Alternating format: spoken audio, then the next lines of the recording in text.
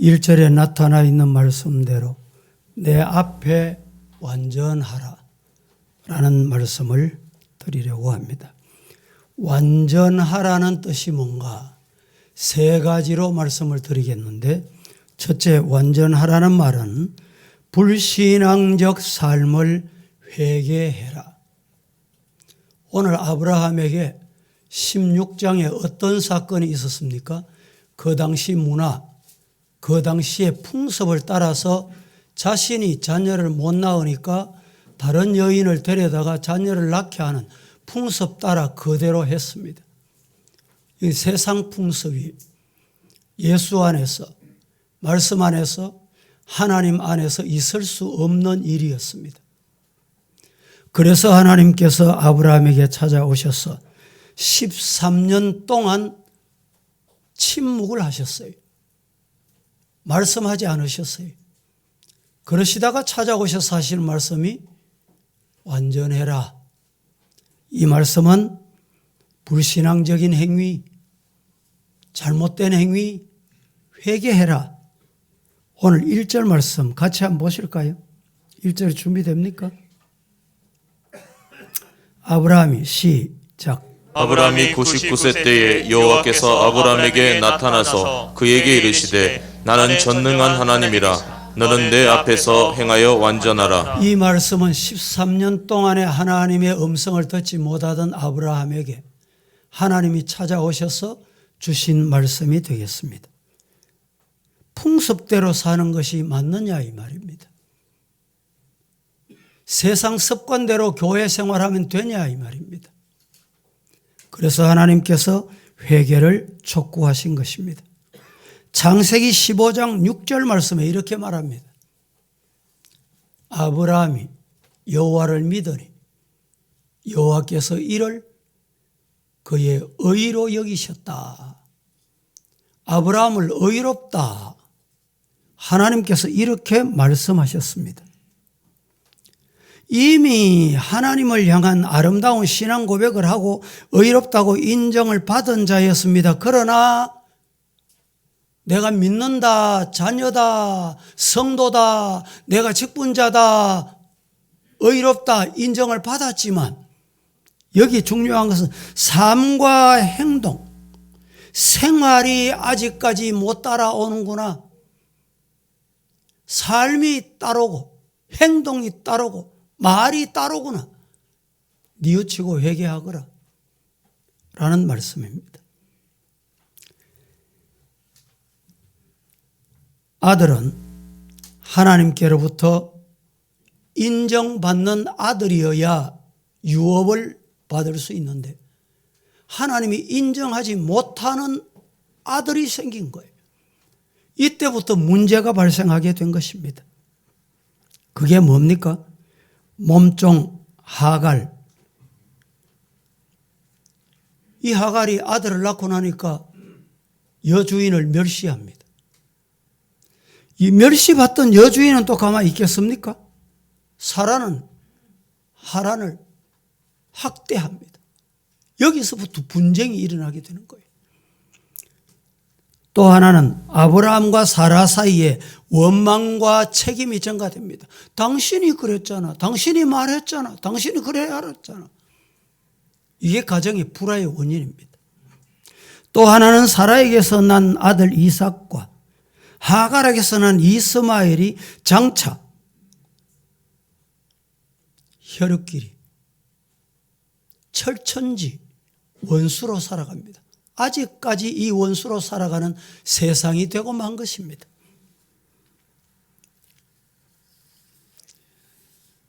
시편 기자는 이렇게 말합니다. 시편 28편 1절 말씀에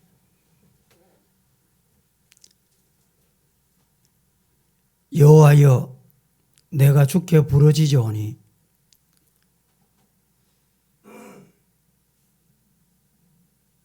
시편 28편 1절 내게 귀를 막지 마소서. 주께서 내게 잠잠하시면 내가 무덤에 내려가는 자와 같을까 합니다. 하나님이 말씀 안 하시면 죽어요. 하나님과 대화 안 하면 죽음의 무덤에 들어가게 되는 이런 결론을 가져오게 되는 것입니다. 너는 내 앞에서 행하여 완전하라 라고 말씀을 했습니다. 그동안 세속주의에 물들어 있고 인본주의적인 불신앙적인 삶이 깊이 빠져 있던 그거 깨달으라, 회개해라. 오늘 이 말씀을 주시고 있습니다. 신앙 고백은 있고 신앙인의 모습은 가지고 있으면서 사탄의 유혹, 마귀의 유혹, 세상의 유혹을, 세상의 유흥을 뿌리치지 못해요. 이 결과가 아브라함에게 하나님의 음성이 들려와서 뭐라고 말합니까? 회개해라, 완전해라, 이렇게 말씀하시고 계십니다. 두 번째, 완전하라는 말은 무슨 의미가 담겨 있느냐? 완전하라는 말씀은 변함없이 믿어라. 어제 잘 믿던 믿음이 바뀌어버리면 안 되고 오늘 잘 믿던 믿음이 변질되면 안 된다. 변함없이 믿어라, 이 말입니다. 1절 말씀에 아브라함이 99세 때 여호와께서 아브라함에게 나타나서 그에게 말씀하시기를 나는 전능한 하나님이다. 우리가 믿는 하나님은 전능한 하나님이에요. 믿습니까? 우리가 믿는 하나님 어떤 하나님? 전능하시다는 말은 완전하시다는 말이에요. 완전하신 하나님을 믿으려고 하면 완전해져야 돼요. 완전하다라는 말은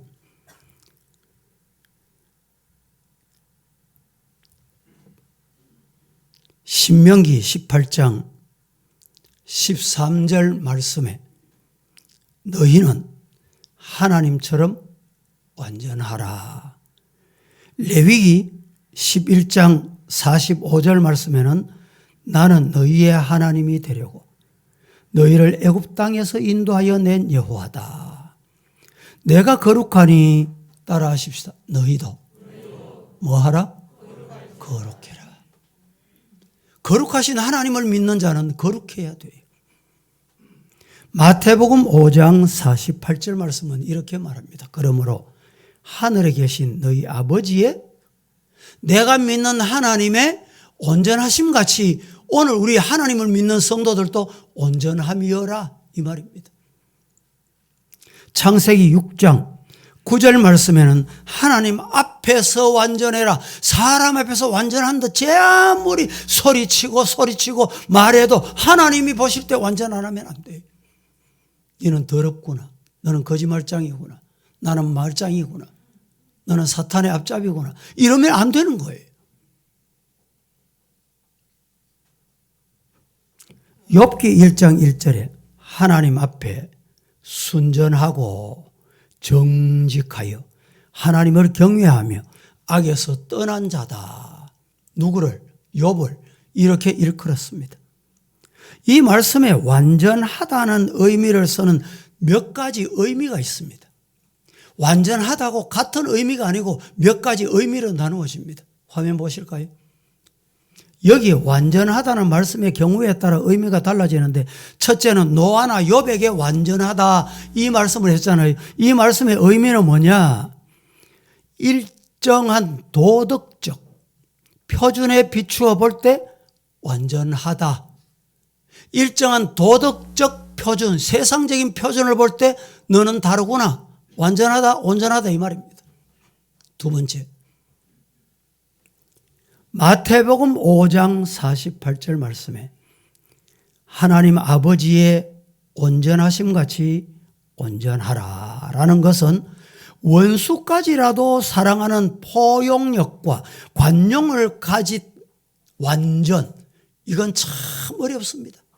인간이 가질 수 있는 정말 어려운 단계가 여기에 온전하다 이 의미가 담겨 있습니다.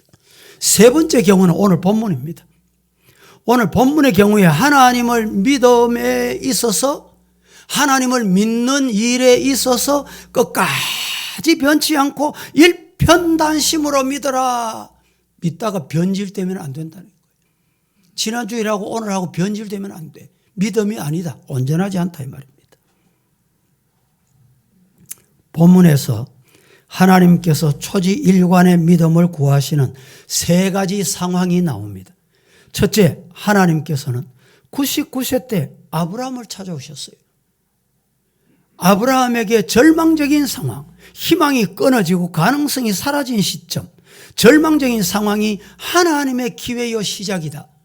대단히 중요한 말씀입니다. 두 번째, 나는 전능한 하나님이라고 소개하셨는데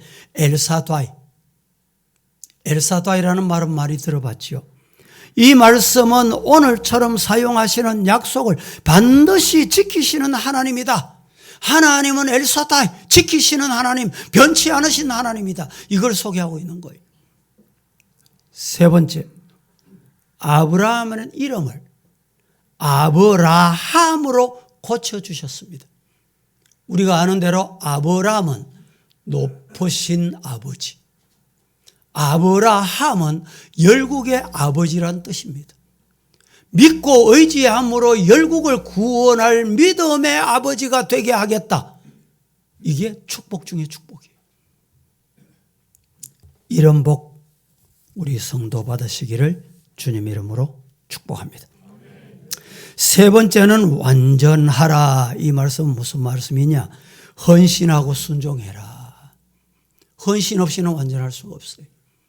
교회 헌신 없이는 교회 일꾼이 될 수가 없습니다.